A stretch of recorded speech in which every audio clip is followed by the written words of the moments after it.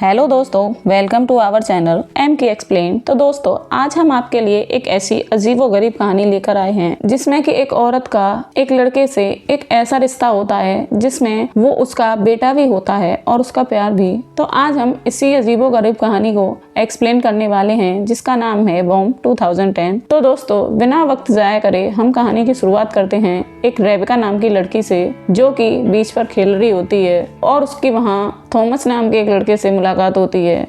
वो दोनों एक दूसरे से मिलकर एक अजीब सी खुशी महसूस करते हैं और फिर वो हर दिन अपना वक्त एक दूसरे के साथ बिताने लगते हैं। और फिर एक दिन टाइम आता है कि जब थॉमस उसे मिलने के लिए बुलाता है, जिस पर कि रेबिका उससे बताती है कि वो कल नहीं आ पाएगी क्योंकि वो कल अपने मॉम डैड के साथ जापान वापस आ रही है। यानी कि अब इन दोनों की दोस्ती का यही एंड हो जाएगा। जिस पर कि थॉमस रेबिका से कहता है कि तुम जाने से पहले एक बार मुझसे मिलकर जाना, मैं तुम्हें कुछ देना चाहता हूँ। रेबिका काफी देर जाने से पहले बोर्ड पर उसका इंतजार करती है, लेकिन वो नहीं आता और रेबिका वहां से चली जाती है। और फिर सीन शिफ्ट होता है जहां पर अब रेबिका और थॉमस दोनों जवान हो चुके हैं और इतने समय के बाद रेबिका अब टाउन वापस आई है, वो भी सिर्फ थॉमस से मिलने के लिए। जब वो थॉमस के घर गई तो उसे पता चला कि थॉमस यहाँ से जा चुका है। थॉमस की मॉम ने उसको पहचाना भी नहीं। तब उसने थॉमस की मॉम और डैड को अपने बारे में बताया। तब जाकर थॉमस के मॉम डैड उसे पहचान लेते हैं और उसके मॉम डैड रेबिका को थॉमस का एड्रेस देते हैं। रेबिका एड्रेस पाकर बहुत खुश हो जाती है। जब वो थॉमस के घर पहुंचती है तो वहां जाकर वो अचानक से बहुत बुरी तरह टूट जाती है, क्योंकि वहां पर तो थॉमस के साथ कोई और ही लड़की थी। अब रेबिका को ये सोचकर बहुत दुख हो रहा था कि मैंने बचपन से लेके जवानी तक जिस लड़के का इंतजार किया, उसने तो मुझे एक पल में भुला दिया। और फिर अचानक से दिखाया जाता है कि थॉमस रेबिका को देखते ही पहचान जाता है कि वो बचपन वाली रेबिका है। हालांकि अब 12 सालों में ये दोनों पहली बार मिल रहे थे। ये दोनों एक दूसरे से बातें करने लगे और बातें करते करते वो अब एक दूसरे में इतना खो जाते हैं कि वक्त का पता ही नहीं चलता। इन दोनों के पास थॉमस की दोस्त भी वहाँ बैठी हुई होती है, जो इन दोनों को बातें करते देख जेलस होकर वहाँ से उठकर चली जाती है और थॉमस भी उसे नहीं रोकता, जिसका मतलब था कि थॉमस आज भी सबसे ज्यादा रेबिका से प्यार करता था। इनकी बातों से हमें पता चलता है कि रेबिका सॉफ्टवेयर इंजीनियर बन चुकी थी और अब पढ़ाई पूरी करके वो हमेशा के लिए वहीं वापस आकर शिफ्ट हो गई है, जबकि थॉमस एक बायोलॉजिस्ट बन चुका था। ये दोनों अब एक दूसरे से मिलना जुलना शुरू करते हैं और एक दिन थॉमस रेबिका को बीच पर ले जाता है, जहां पर वो थॉमस से पूछ ही लेती है कि क्या वो लड़की तुम्हारी गर्लफ्रेंड थी, जिस पर के थॉमस बताता है कि नहीं, वो मेरी गर्लफ्रेंड नहीं है, मैं तो कल खुद उसे पहली बार मिला था। ये सुनकर रेबिका को थोड़ा सा रिलैक्स फील होता है और अब थॉमस भी उसके साथ खुशी खुशी रहने लगता है। अगले दिन ये लोग दोबारा घर पर मिलते हैं डिनर के लिए। तो रेबिका थॉमस से पूछती है कि तुम मुझे बचपन में क्या देना चाहते थे और उस दिन तुम मुझसे मिलने क्यों नहीं आए। तो थॉमस बिना बताए वहां से उठकर जाता है और एक माचिस लाकर रेबिका को दे देता है। और जब रेबिका उस माचिस को खोलकर देखती है तो उसमें एक स्नेल था।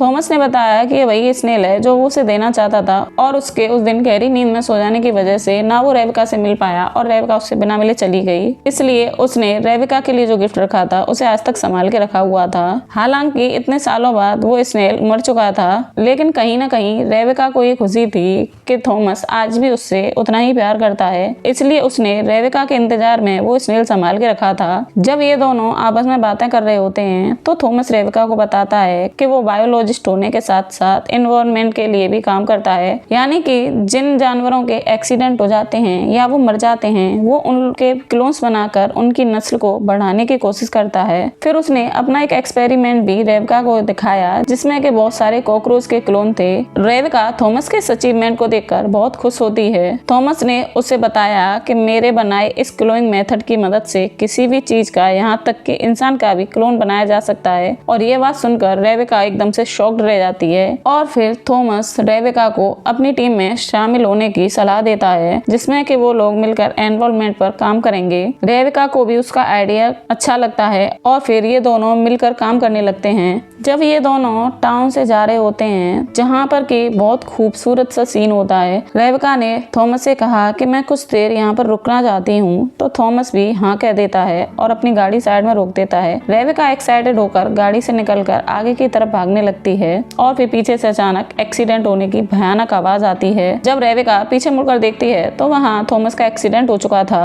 ये देखकर रेबेका बहुत गहरे सदमे में चली जाती है। इस सदमे ने रेबेका को पूरी तरह से झंझोड़ कर रख दिया था और फिर अचानक से उसे टॉम की कही कुछ बातें याद आती हैं। अब रेबेका ने थॉमस के डीएनए से उसका एक क्लोन बना लिया था जिसे वो लैब में जाकर बॉडी के अंदर इम्प्लांट कर देती है। अब ये थॉमस का क्लोन पूरी तरह से रेबेका की बॉडी के अंदर आने वाला था। कुछ महीने गुजर जाते हैं और फिर हमें दिखाया जाता है कि रेबेका ने एक बच्चे को जन्म दिया है। रेबेका ने उसका नाम भी थॉमस ही रखा था। धीरे धीरे वक्त आगे बढ़ने लगा और फिर हमें दिखाया जाता है कि उस बच्चे की सारी एक्टिविटीज बिल्कुल सेम थॉमस के जैसी होने लगी थी। और फिर एक दिन वो नया थॉमस अपने एक दोस्त को लेकर और फिर वो अपने डैड के बारे में पूछता है। रेबेका ये सुनकर घबरा जाती है और उसे बताती है कि जब तुम पैदा हुए थे उससे पहले ही तुम्हारे डैड एक्सीडेंट में मारे गए थे। और फिर धीरे धीरे ये बात सब जगह फैलने लगी कि रेबेका का बेटा थॉमस कोई नॉर्मल इंसान नहीं है और इस वजह से सारे बच्चे उससे दूर रहने लगे। तो वो बच्चे उसके साथ खेलने से इनकार कर देते हैं। यहाँ तक कि अगले दिन कुछ पेरेंट्स स्कूल भी पहुंच जाते हैं जो प्रिंसिपल से थॉमस को एक स्कूल से निकालने के लिए कहते हैं क्योंकि वो नहीं चाहते थे कि उनके बच्चे भी उसके साथ पढ़ें। ये देखकर रेबेका बहुत ज्यादा उदास हो जाती है और आज थॉमस के बर्थडे पर भी कोई नहीं आता। ये देखकर रेबेका की आंखों में आंसू झलक जाते हैं और अब वो वक्त आ गया था जब रेबेका को वो टाउन छोड़कर जाना था क्योंकि अगर उसने ये टाउन नहीं छोड़ा तो थॉमस को उसके क्लोन होने की सच्चाई बता देंगे।